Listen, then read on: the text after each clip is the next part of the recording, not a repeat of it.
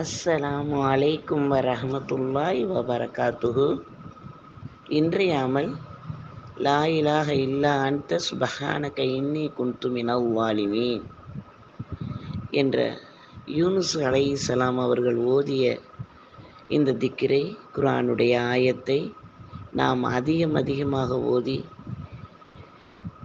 பலாய் முசீபத்துகளில் இருந்து பாதுகாப்பு கிடைப்பதற்கும், கவலைகளில் இருந்து விடுபட்டு வாழ்வதற்கும், கடன்களில் இருந்து விலகி வாழ்வதற்கும், ஹலாலை பேணி வாழ்வதற்கும், நெருக்கடியான நேரங்களில் ரப்புல் ஆலமீன் நம்மளுக்கு எதிர்பாராத புறத்தில் இருந்து உதவியையும் மன மகிழ்ச்சியையும் தருவதற்காகவும் இதை ஓதி நம் பயனடைவோமா?